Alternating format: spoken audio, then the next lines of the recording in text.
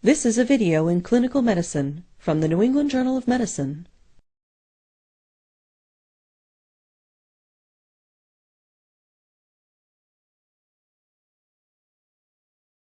Common indications for nasogastric intubation include decompression of the GI tract in patients with bowel obstruction and gastric emptying in intubated patients to prevent aspiration.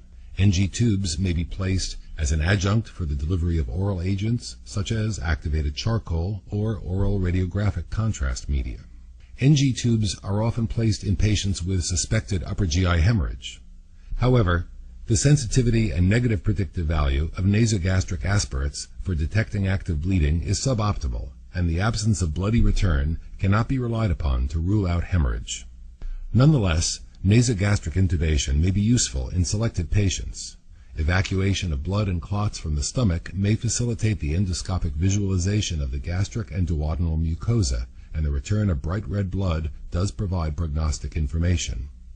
Nasogastric intubation and gastric emptying may be beneficial in patients with severe pancreatitis and associated ileus. However, it has been shown that NG tubes are not beneficial and in some cases detrimental in patients with mild or moderate symptoms. Nasogastric intubation should be avoided in patients with significant maxillofacial trauma, as the tube may enter the cranial vault if the thin cribiform plate has been disrupted. The procedure should also be avoided in patients with known esophageal abnormalities such as recent caustic ingestion, diverticulae, or strictures, as they are at high risk for esophageal perforation. Since nasogastric intubation may induce emesis, patients who are unable to adequately protect their airway should be intubated with a cuffed endotracheal tube if the procedure must be performed. Begin by gathering equipment you will need. This will include gloves, a protective gown, and face shield, an appropriately sized nasogastric tube, vasoconstrictor spray, and a topical anesthetic such as benzocaine or lidocaine solution with an atomizer. Obtain a lubricant, a glass of water with a straw, towels or blue pads, a 60 cc catheter tip 2mm syringe, a stethoscope for tube confirmation, tape, and a wall suction setup.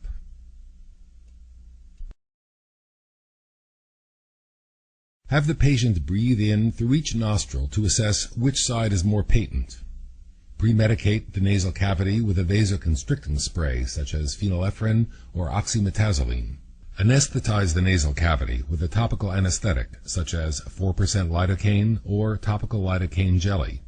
The posterior oropharynx should also be anesthetized with lidocaine or topical benzocaine spray. Nebulized lidocaine may also be used. The proper depth of tube insertion is approximated by measuring the distance from the xiphoid process to the angle of the mandible and then to the nostril.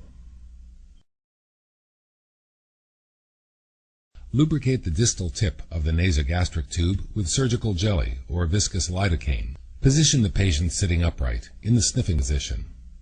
Insert the tip of the nasogastric tube into the nasal cavity and slowly advance it posteriorly, parallel to the floor of the nasal canal. The tube should not be directed upwards. In this endoscopic view of the nasal cavity, note that if the tube is passed in an upwards fashion, it will reach a blind recess at the middle turbinate. When the tube is passed parallel to the nasal floor, it reaches the posterior nasopharynx without difficulty. Continue to pass the tube posteriorly. The patient may gag once the tube reaches the larynx. Temporarily halt the advancement of the tube and ask the patient to begin swallowing sips of water through a straw. Coordinating advancement of the tube with the swallowing mechanism facilitates passage of the NG tube into the esophagus and prevents entry into the trachea. This is a fluoroscopic view of a nasogastric tube being inserted. As the tube reaches the level of the larynx, advancement is temporarily halted. The tube is then inserted as the patient swallows, and once past the larynx, is rapidly advanced.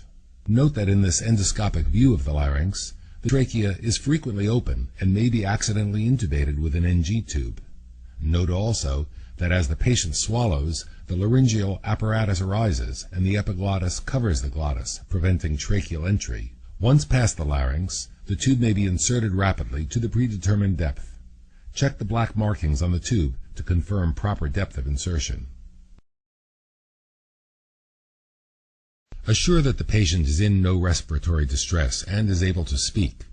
If the patient is unable to talk, is in respiratory distress, or if respirations can be heard through the tube, it should be removed immediately, as tracheal intubation has likely occurred.